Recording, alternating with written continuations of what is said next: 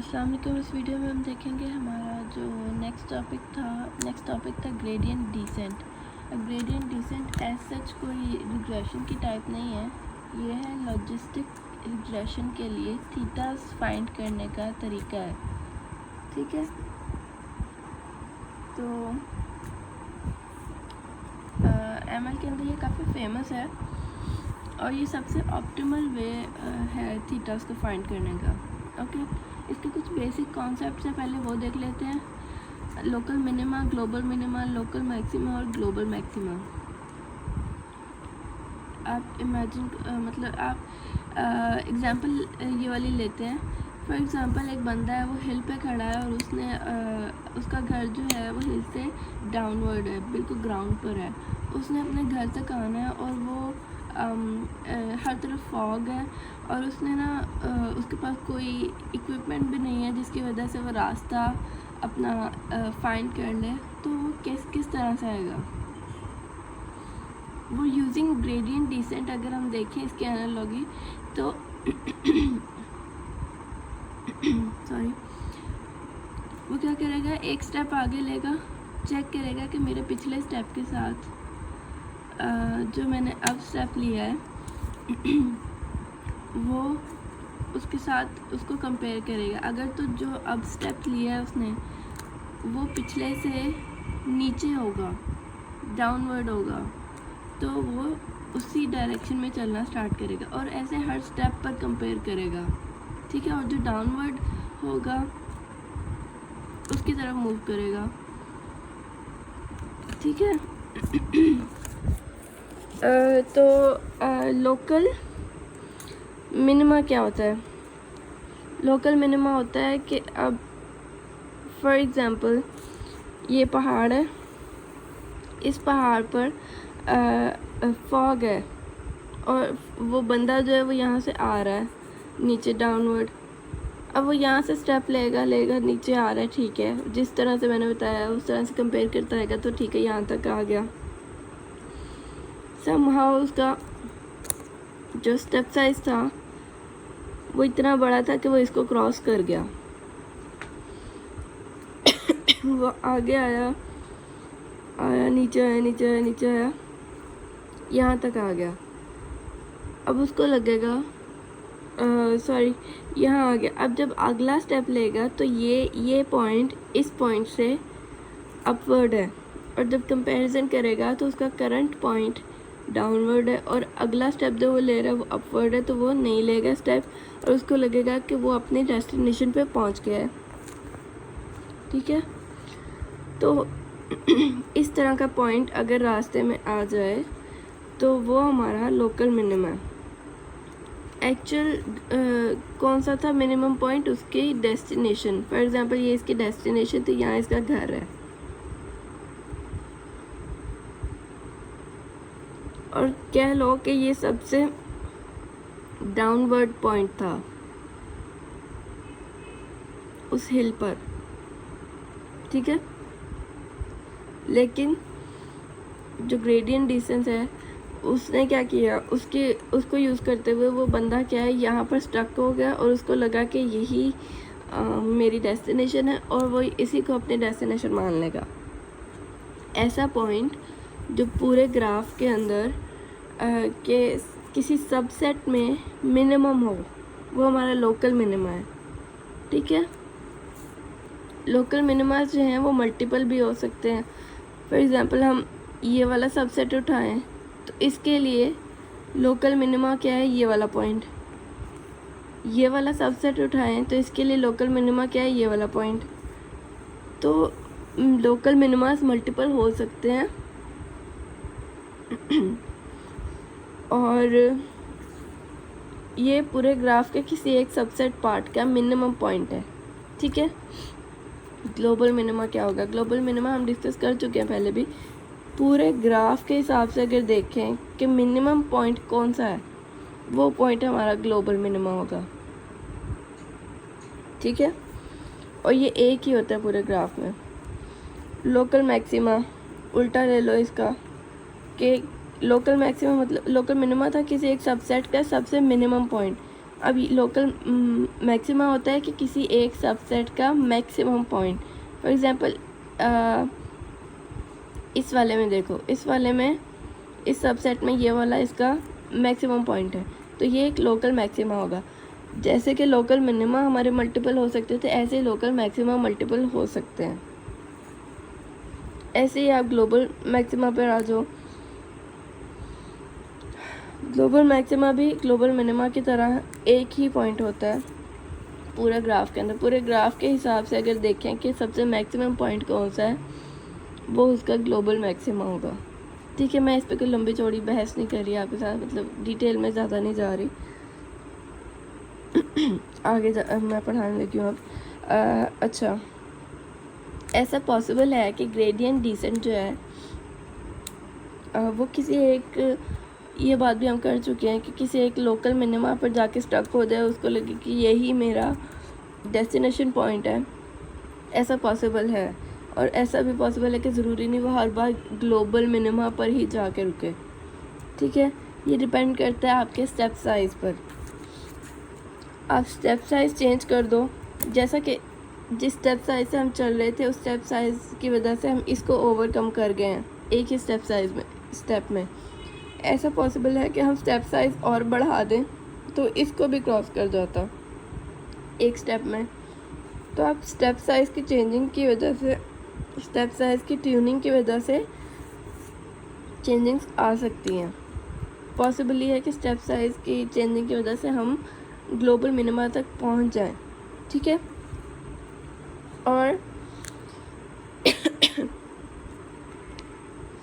अगर हम global minima तक पहुंच जाते हैं स्टेप साइज़ की चेंजिंग की वजह से, उसको हम बोलेंगे वो हमारा कन्वर्जेंस पॉइंट है। डेस्टिनेशन को बोलेंगे कन्वर्जेंस पॉइंट। कन्वर्जेंस पॉइंट वो होता है जिसके बाद कोई पॉसिबिलिटी बचे ही ना कि अगला स्टेप जो है हमारा वो फर्दर डाउनवर्ड जाएगा, फर्दर कम आएगा। ठीक है, वो हमारा कन्वर्जेंस पॉइंट होता है।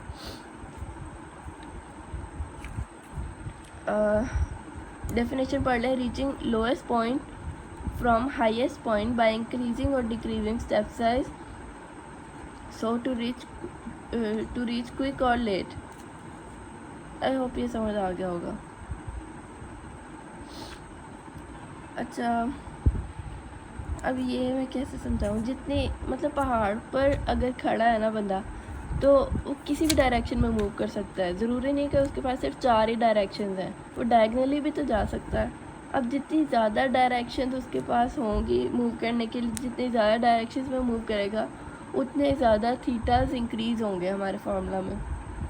मैं अभी उसकी जस्ट थ्योरी बता रही हूँ, आगे हम इसके मैथ्स करेंगे पूरी तो आपको समझ में आ जाएगा। आपने बस कॉन्सेप्ट याद रखना है ये वाला।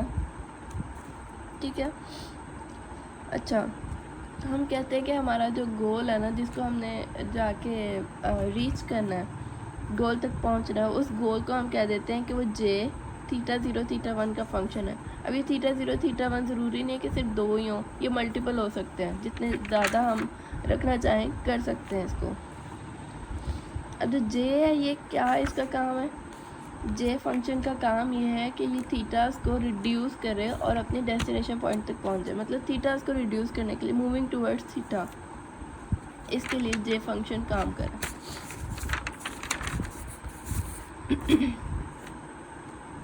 इसको हम, इस जे को हम कहेंगे, इसको नाम देते हैं कॉस्ट फंक्शन। कॉस्ट फंक्शन की आगे पूरी इक्वेशन हम डिस्कस करेंगे। अभी आप बस ये कह लो कि आपका जे जो है ये कॉस्ट फंक्शन है। ठीक है, जे ट्राई टू मिनिमाइज थीटास। अच्छा, अब हम थोड़ा मैथ्स की तरफ आ रहे हैं इसकी। ठीक है, जैसे हमने कहा था कि वो बंदा जो पहाड़ पे खड़ा है वो एक स्टेप लेगा और कंपेयर करेगा कि मेरा अगला स्टेप डाउनवर्ड था कि नहीं, है कि नहीं, कि मैं आगे मूव करूँ या नहीं। ये काम हम मैथ्स के अंदर पार्शियल डेरिवेटिव को यूज़ करते हुए करेंगे।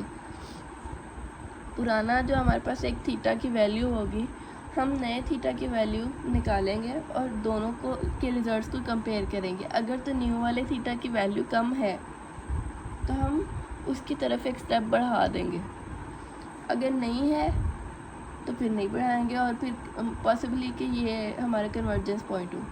ठीक है, स्टॉपिंग कंडीशन क्या होगी, कहाँ जाके हमने रुकना है। मैथ्स के हिसाब से अगर देखें तो हमारा वो जो प्रोसेस है रिपीट हो रहा है कि हम थीटा नए निकाल रहे हैं और कंपेयर कर रहे हैं और कम आ रहा है तो आगे जा रहे हैं। स्टॉप कहाँ करेंगे, जहाँ पर हमारा रिज़ल्ट जो है, हम जिस पोजीशन पर खड़े हैं, जो थीटा अभी है हमारे पास, उसके कंपैरिजन में अगले थीटा की वैल्यू बढ़ने लग जाए, जो न्यू थीटा की वैल्यू है वो बढ़ने लग जाए, वहाँ हम स्टॉप कर देंगे, वो हमारा कन्वर्जेंस पॉइंट होगा। ठीक है। अच्छा, सैडल पॉइंट क्या होता है, एक सैडल पॉइंट का भी कॉन्सेप्ट है। ये ऐसा पॉइंट होता है जिसके एक तरफ लोकल मिनिमा हो और एक तरफ दूसरी तरफ लोकल मैक्सिमा हो। ठीक हो गया। अब हम इसके मैथ की तरफ आते हैं, ज़्यादा इम्पोर्टेंट ये है। सॉरी, इक्वेशन ऑफ लाइन पे वापस आ दो। y equal to theta 0 plus theta 1x। दूसरा ये फार्मूला था जो हमने इवैल्यूएशन मॉडल्स पढ़े थे अपने एरर वाले, उसमें दूसरा ये मॉडल था जो हमने डिस्कस किया, ये उसका फार्मूला है। हम इन दो को यूज़ करते हुए अपना ये कॉस फंक्शन की इक्वेशन डिराइव करेंगे। हम क्या करते हैं, हमने 1/n है, इसको हम कह देते हैं ये 1/m है, और यहाँ पर 2 लगा दो। इक्वेशन बना रहे हैं हम, और इसकी समीशन आ गया, और बाकी ये सारा वैसे का वैसे आ गया यहाँ पे। ठीक हो गया। अब ये y क्या था, प्रेडिक्टेड y, और ये क्या है, एक्चुअल y। यहाँ पर कॉस फंक्शन में हम प्रेडिक्टेड y को h(x) के साथ रिप्रेजेंट करेंगे, बस ये डिफरेंस। बाकी ये सारा का सारा फंक्शन जो बन गया, ये है हमारा कॉस फंक्शन। और इस कॉस फंक्शन में h(x) क्या है, प्रेडिक्टेड y क्या है, ये देखो, ये वाली इक्वेशन, ये पूरा का पूरा जो है ये h(x) की जगह रिप्लेस करेंगे हम आगे, क्योंकि हमें चाहिए।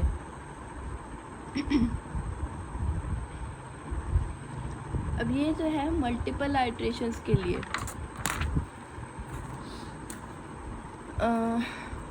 मैं आपको दिखाती हूँ एग्जाम्पल में से।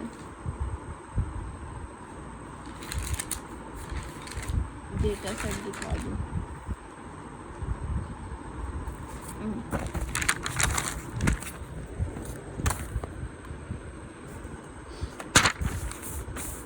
फॉर एग्जाम्पल ये डेटा सेट है, इस डेटा सेट के लिए हमें मल्टीपल आइट्रेशन चाहिए। ये बहुत सारी रोज़ का डेटा गिवन है हमारे पास। इसके लिए क्या होगा, थीटास फाइंड करने के लिए मल्टीपल आइट्रेशंस करनी पड़ेंगी हमें। लेकिन अगर कोई हमें इतना बड़ा सवाल दे ही ना, हमें कहे कि सिर्फ एक आपके पास रो है, आपने उसके लिए इक्वेशन क्या होगी आपकी, उसमें क्या होगा, हमारी जो लूप्स लगी हुई हैं वो रिमूव कर देंगे, सिंपल फार्मूला बन जाएगा हमारा। उसमें आप वैल्यूज पुट करो पूरे रो की जो उसमें चाहिए, और आपके पास वो वैल्यूज आ देंगी। ठीक है।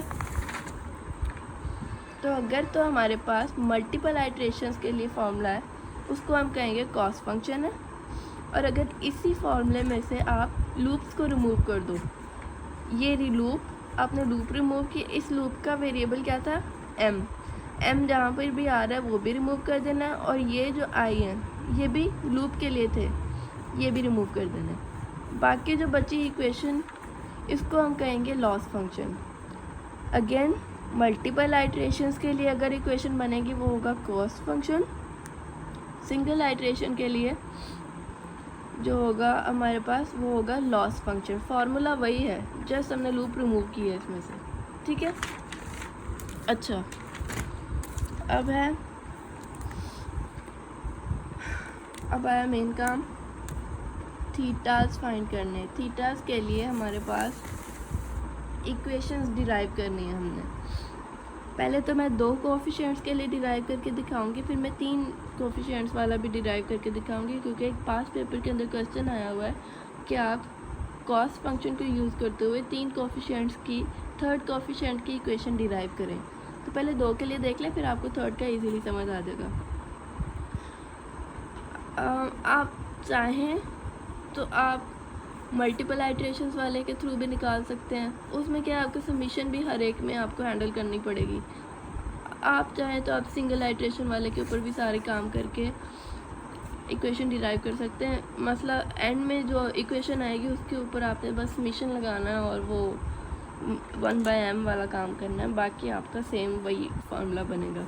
ठीक है, हम लोग सिंगल आइट्रेशन वाले पर ही लेकर चलते हैं, इसी पर हम थर्ड कोएफिशिएंट वाला भी निकाल लेंगे। आप दोनों तरह से कर सकते हो, दोनों तरह से ठीक है। अच्छा, लॉस फंक्शन निकला है। अब इस लॉस फंक्शन के आपने लेने हैं पार्शियल डेरिवेटिव्स।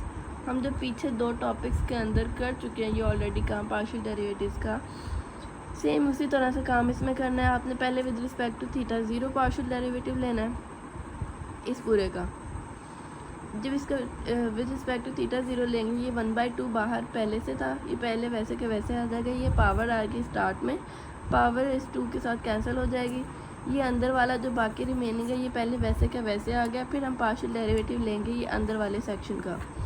इस सेक्शन को अब हमने इस तरह से लिख दिया है। इस तरह से क्यों लिखा है? HX क्या था हमारे पास? y, प्रिडिक्टेड y, और प्रिडिक्टेड y की क्या इक्वेशन है हमारे पास? Theta 0 plus theta 1 x। बस इस HX की जगह वो रिप्लेस किया है मैंने और माइनस y की है। ठीक है, ओके। अब इसका पार्शियल डेरिवेटिव ले लें। अच्छा, ये 2 के साथ कैंसिल हो गया तो पीछे ही बचा ये। अब इसका पार्शियल डेरिवेटिव लें विद रिस्पेक्ट टू थीटा 0, तो ये सिर्फ ये वेरिएबल, बाकी कांस्टेंट है। कांस्टेंट 0 हो जाएंगे, इसका जब डेरिवेटिव लेंगे तो वो 1 हो जाएगा। अब ये 1 जो है ये इस रिमेनिंग के साथ मल्टीप्लाई हो जाएगा और ये पहली इक्वेशन आ गई। ये इक्वेशन है हमारी थीटा 0 के लिए। ठीक है, ऐसे ही हम अब विद रिस्पेक्ट टू थीटा 1 ले लें, इसका पार्शियल डेरिवेटिव, सेम वही सारा काम है।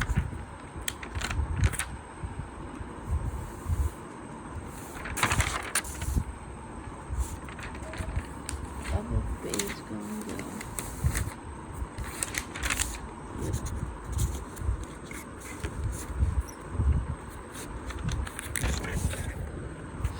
अच्छा, सेम वही काम किया है, पार्शियल डेरिवेटिव लिया है विद रिस्पेक्ट टू थीटा 1। इस साइड पे फिर वही बच गई इक्वेशन जस्ट, और इस साइड पे जब लिया हमने पार्शियल डेरिवेटिव तो अब वेरिएबल ये है, बाकी कांस्टेंट है, कांस्टेंट 0 हो गया। इसके साथ लिया, ये कांस्टेंट है, ये स्टार्ट में आ गया और ये 1 हो गया। जब 1 x के साथ मल्टीप्लाई हुआ तो सिंपल x आ गया। अब यहाँ पे माइनस इसलिए नहीं आ गया क्योंकि ये माइनस y के साथ है, हमारे इस ब्रैकेट के साथ नहीं है। ये आ गई थीटा 2 की इक्वेशन। ठीक है, इस तरह से अब ये 2 कोएफिशिएंट की इक्वेशंस निकली। हम तीसरे कोएफिशिएंट के लिए करके देखते हैं। उसके लिए सिंपल क्या होगा, आप यहाँ पर 3 थीटास के लिए फार्मूला लिख लो। ये वही वाला फार्मूला है जो हमने पीछे अभी देखा लॉस फंक्शन का। मैंने जस्ट HX जो है डायरेक्टली इसमें वो आगे वैल्यूज़ पुट कर दिए, एक और कोएफिशिएंट इंट्रोड्यूस करके, बाकी ये वही वाली लाइन है। ठीक है, अगर आप देख लें तो 1/2 ये पूरा HX का है और ये y। यहाँ पर हम मल्टीवेरिएट वाली इक्वेशन को यूज़ कर रहे हैं, theta 0 plus theta 1 x1 plus theta 2 x2। ठीक है, अब ये हमारी बन गई सिंपल इक्वेशन। अब इसके पार्शियल डेरिवेटिव्स लेंगे, पहले विद रिस्पेक्ट टू 0, फिर विद रिस्पेक्ट टू 1, फिर विद रिस्पेक्ट टू 2। 0 और 1 वाला हम देख चुके हैं, वैसे ही वही वाली वैल्यूज़ आएंगी। मैं 2 वाले का दिखाती हूँ। With respect to 2 partial derivative लेंगे, अगेन पावर स्टार्ट में आ गई 1/2। इसमें से जो इक्वेशन बची वो ये है, मतलब ये पूरी की पूरी इक्वेशन किसकी थी? प्रिडिक्टेड y की, और HX थी। मैंने उसको दोबारा से वैसे ही करके लिख दिया, HX माइनस y। फिर पार्शियल डेरिवेटिव ले लेंगे इसका।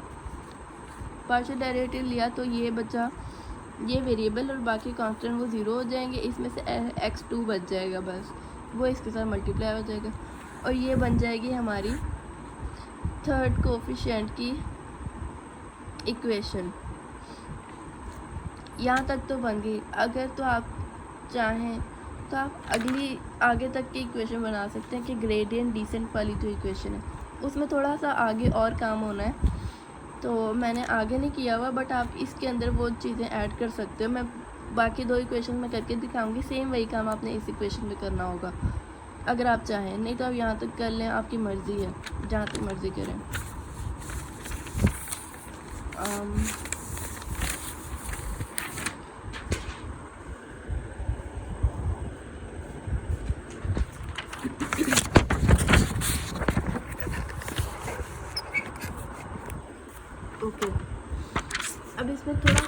कॉन्सेप्ट है हाइपर पैरामीटर का। हम ये कॉन्सेप्ट पीछे काम कर चुके हैं। Hyper parameter is nothing just our step size, कि कितना स्टेप साइज़ लेकर आप अपना वो ग्राफ के ऊपर वॉक कर रहे हो, ठीक है, उस हिल के ऊपर वॉक कर रहे हो। वो उसको आप अगर कह लो कि आप थोड़ा एकेडमिक वर्डिंग में देखो तो उसको हम कहते हैं हाइपर पैरामीटर, और या फिर फाइन ट्यूनिंग। हमने कहा था हम कन्वर्जेंस करते हैं। कन्वर्जेंस मतलब ग्लोबल मिनिमा तक पहुंचते हैं बाय इंक्रीजिंग और decreasing step size, bye increasing और डिक्रीजिंग हाइपर पैरामीटर, या by doing fine tuning of hyper parameter. I hope ये समझ आ गया होगा आपको। हमने जैसे हाइपर पैरामीटर वाला जो वेरिएबल है वो अपनी पिछली इक्वेशंस के अंदर इंट्रोड्यूस करवाना है। हमारी जो इक्वेशंस थी उनको हम थोड़ा सा मॉडिफाई करेंगे। यहाँ पर देखें हमारी इक्वेशन क्या बनी थी। पहले वाले की इक्वेशन थी hx माइनस वाई डॉट 1, ये थी थीटा ज़ीरो की इक्वेशन। यहाँ पर थीटा ज़ीरो की इक्वेशन ही है, बस उसको पूरा वो बना के लिख दिया मैंने कि पार्शियल डेरिवेटिव हमने लिया था तो ये था। यहाँ पर जैसे आप कह रहे हो कि ये थीटा ज़ीरो की इक्वेशन, ठीक है। इसको हम किया, यहाँ पर हमने एक हाइपर पैरामीटर ऐड करवाया। अच्छा, वो हम कर रहे थे सिंगल आइट्रेशन के लिए, लॉस फंक्शन पे काम किया था हमने। यहाँ पर उसी रिजल्टेंट इक्वेशन को कन्वर्ट कर लिया कॉस फंक्शन वाली इक्वेशन में। कैसे किया पहले वो बताती हूँ। सिंपली आपने इसमें लूप इंट्रोड्यूस करवानी है। लूप कैसे इंट्रोड्यूस होगी, इस पूरे के बाहर आप समेशन लगा दो और उसके बाहर आपका 1/m आ जाएगा, जो हमने उस कॉस फंक्शन में से रिमूव करके स्टार्ट किया था ना काम, वहाँ से वही वाला वो यहाँ पे दोबारा इंट्रोड्यूस हो जाएगा। 1/m समेशन और बाकी ये सारा फार्मूला जो हमने पीछे निकाला है अभी, और एक नई चीज़ आ जाएगी ये। अब ये अल्फ़ा क्या है आपका, हाइपर पैरामीटर। क्वेश्चन में आपको गिवन होगा हाइपर पैरामीटर मतलब स्टेप साइज आपका इतना होगा, आप इसकी ट्यूनिंग कर लो और आगे निकाल लो, ठीक है। ये आगे थीटा ज़ीरो की, ऐसे थीटा 1 वाली में कर लो सेम वही। ये दो चीज़ें ऐड की हैं, समेशन और 1/m, और ये आपकी वो इक्वेशन जो आपने पीछे निकाली है ये वाली, ठीक है। बाकी आगे ये आपका हाइपर पैरामीटर। अब मैं बता रही हूँ, आपने अगर थर्ड कोफिशिएंट के लिए भी ये वाली इक्वेशन निकालनी है तो आप सिंपली यहाँ पर भी समेशन इंट्रोड्यूस कराओ, 1/m कराओ और हाइपर पैरामीटर ऐड कराओ, आपकी ये इक्वेशन भी वो वाली बन जाएगी। अब हमने ये काम रिपीटेडली करना है। पहले तो यहाँ तक तो हम कह रहे थे कि हमने कोई सिंगल आइट्रेशन के लिए कर रहे हैं ना, अब यहाँ पर हमने समेशन ऐड कर दी है। अब ये काम रिपीटेडली होना है। और हमने क्या कहा था, जब अगला स्टेप लेंगे तो पिछले के साथ उसमें से कंपेयर भी करना है हमने। अब ये कंपैरिजन वाला काम जो है वो हम यहाँ पर कर रहे हैं। इस इक्वेशन को फर्दर मॉडिफाई करेंगे थोड़ा सा। क्या होगा, पहले थीटा ज़ीरो वाली देख लें। थीटा ज़ीरो न्यू हमने फाइंड करना है। उसका तरीका क्या है, that will be equal to theta zero old. Old मतलब सॉरी ओल्ड मतलब करंटली जिस स्टेप पर खड़े हैं उसको कंपेयर करना है अगले स्टेप के साथ, ठीक है। ओल्ड वाला थीटा ये होगा जिस पे आप खड़े हो, ठीक है, और अगला स्टेप होगा आपका वो जो आप अभी फाइंड कर रहे हो, ओके। ओल्ड वाले थीटा की वैल्यू आपके पास ऑलरेडी है, आप उसकी वैल्यू यहाँ पुट करोगे, माइनस ये सारी इक्वेशन जो आपने ऊपर अभी बनाई, बस, ठीक है। ये इक्वेशन आपका न्यू थीटा फाइंड करने की थी और ये हम काम कर रहे हैं उसके कंपैरिजन के लिए। अब ऐसे थीटा 1 के लिए आपने बना ली, थीटा 1 आपके पास न्यू भी होगा, सॉरी यहाँ पर ओल्ड आना था। ओल्ड वाले में से आप न्यू वाले का ये पूरा जो फॉर्मूला है ये माइनस कर दोगे। ये आपकी इक्वेशन बन गई रिपीटेडली कन्वर्जेंस के लिए। यही आप अगर थर्ड कोफिशिएंट के लिए करना चाहते हो यहाँ पे थर्ड कोफिशिएंट लिखो और उसकी इक्वेशन आगे लिख दो माइनस में। ये होगा आपका रिपीटेडली कन्वर्जेंस वाला काम। ये काम आप, अब मैं बताऊँ अगर डेटा सेट के थ्रू,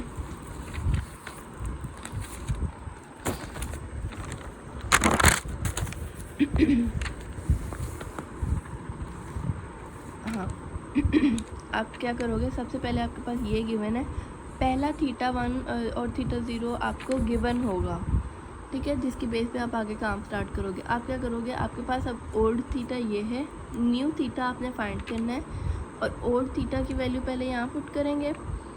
हाइपर पैरामीटर आपको गिवन होगा, फॉर एग्जांपल 0.01 गिवन है तो वो आप यहाँ पुट कर लो।